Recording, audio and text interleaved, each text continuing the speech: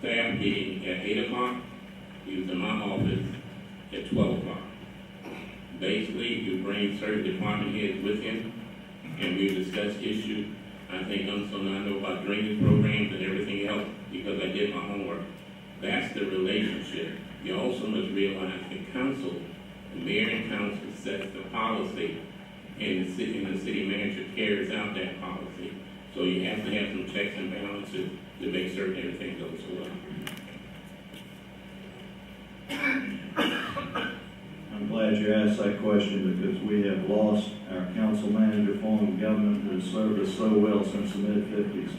This council has decided that they're going to micromanage all the department heads and the city manager and caused our city manager, Michael Brown, to leave, as well as Chris Mayoral, one of our brightest assistant city managers.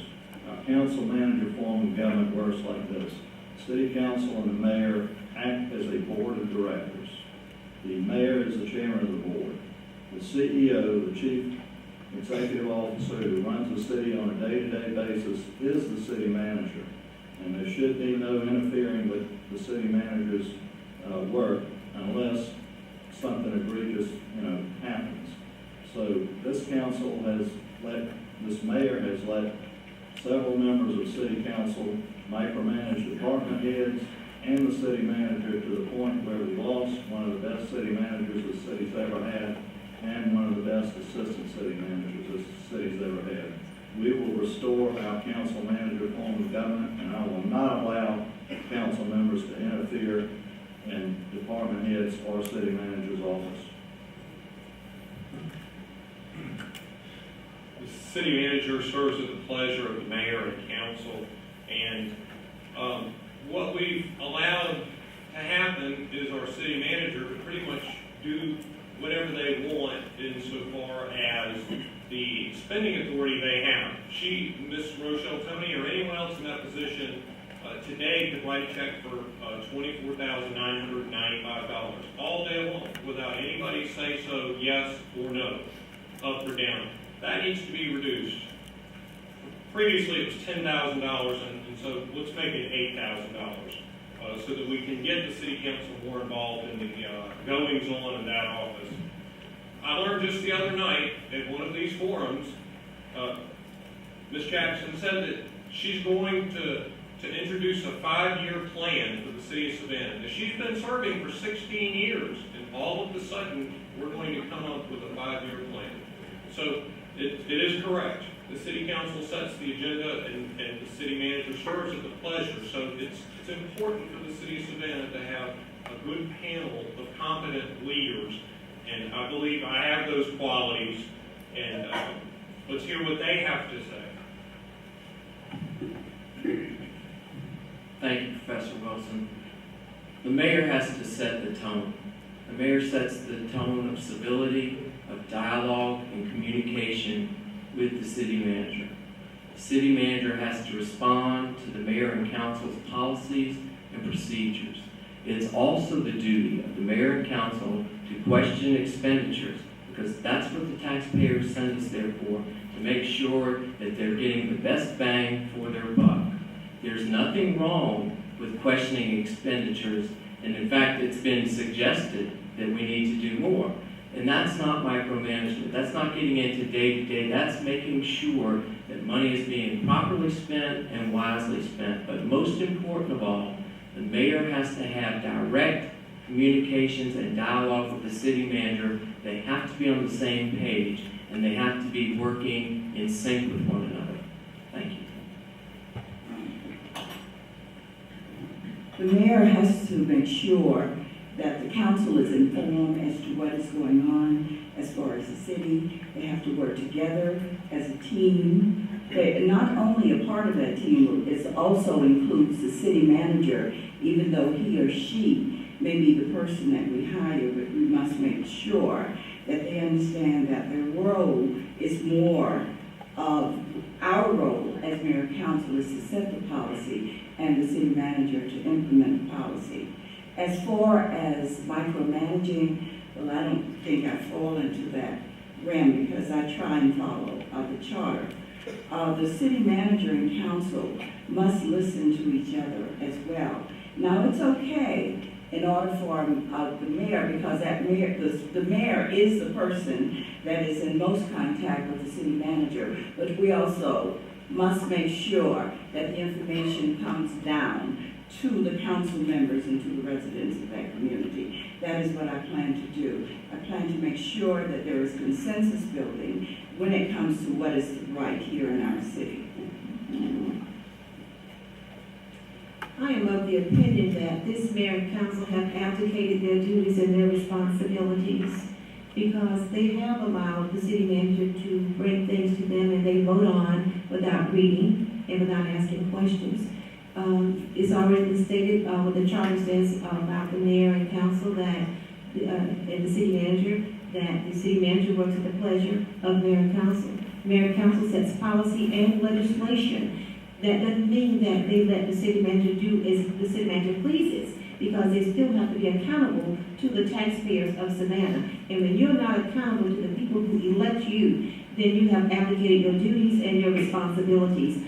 All I can say is they need to read, and research, because that has not been happening now.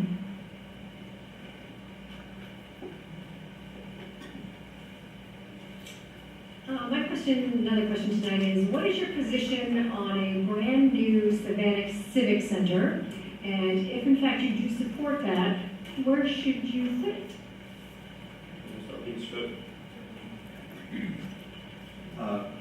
When I was on city council, and I do think we need a new arena. When I was on city council, we had a plan, and that was to tear off the arena part of the existing civic center, leave the Johnny Mercer Theater where it is, sell off the lots where the parking is at the civic center today, and sell them to private citizens who want to restore the square, the trust lots on that square. And then we had a plan to assemble properties on the west side of Savannah over by Chatham Steel. I don't know where that project went, but it seems to have gone by the wayside of this existing city council. I think it was a good plan. I think it could be implemented if we were able to assemble all the properties in that area. And it was also going to be a new place for some city offices as well as a new arena. So I don't know where the plan went. It was something that we had on the books, and apparently the city council has trashed it and decided to do otherwise. The city currently has quite an inventory of surplus real estate. There's swaps going on with the school board all the time.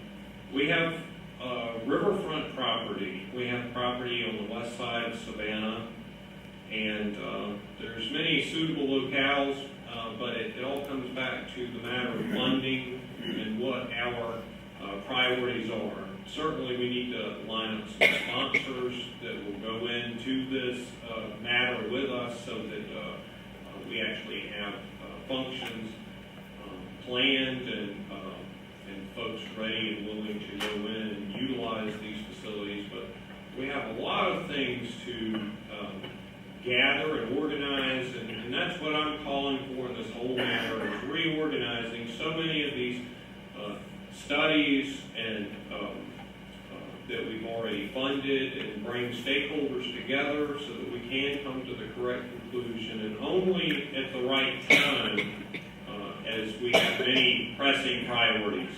And the facility you're speaking of certainly isn't on the top of my list.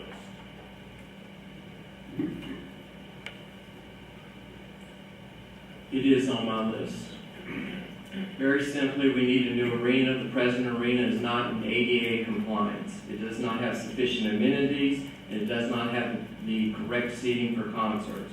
What happened to the plan that was referred to back up here is that there was a refusal of the last parcel owner to sell to the city, and because we did do our due diligence, we found out that there were extensive environmental problems with that piece of property, and that we weren't going to pay that price and take on a piece of property that we knew already had problems. That's where the plan fell, and also the city manager, the new city manager, decided that the west side plan was not viable because a traffic study had not been done. And so that is the correct status of exactly where it stands, that the arena must come about. We need that in Savannah. We need a just Savannah. We have got to have it returned to you, the citizens. That's what you're paying for. But it has to be done correctly. And also, the mayor and council have to be in sync with the city manager. At this point in time, they are not in sync about the arena.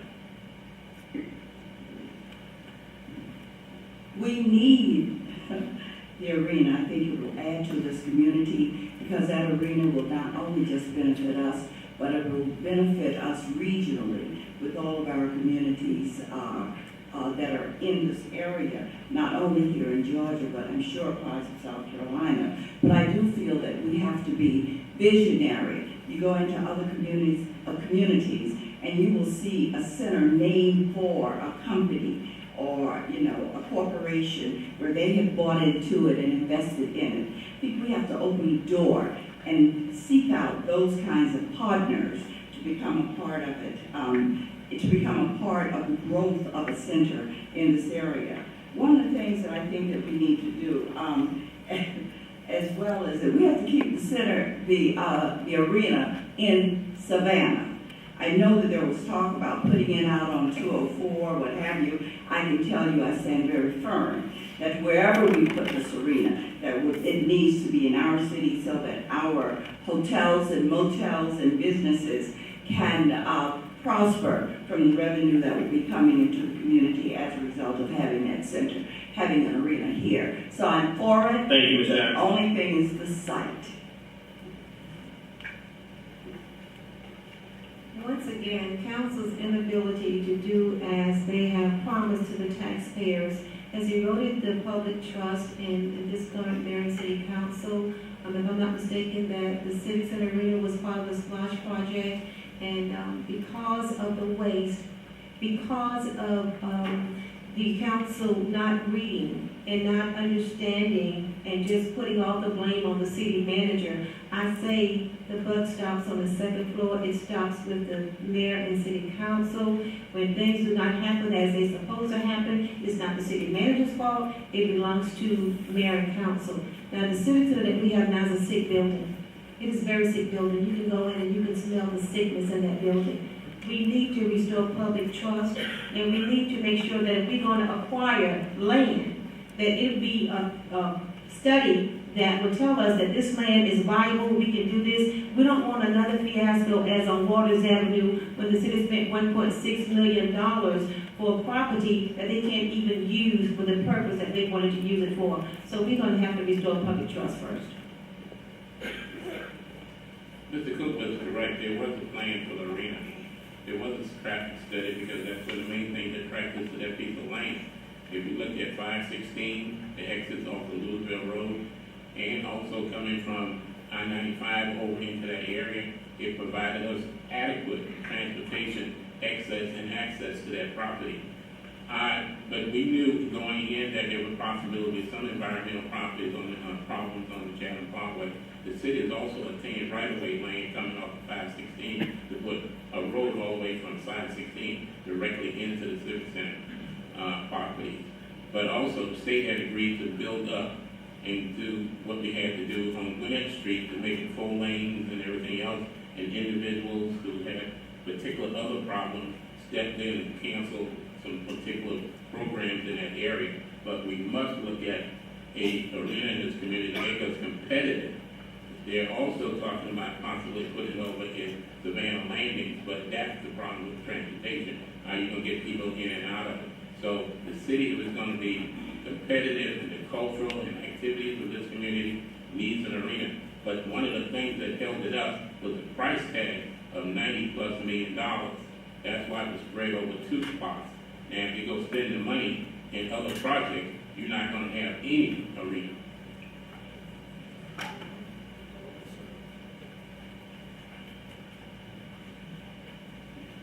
The University universities and colleges in Savannah contain many assets that could assist the city with research and development in fields such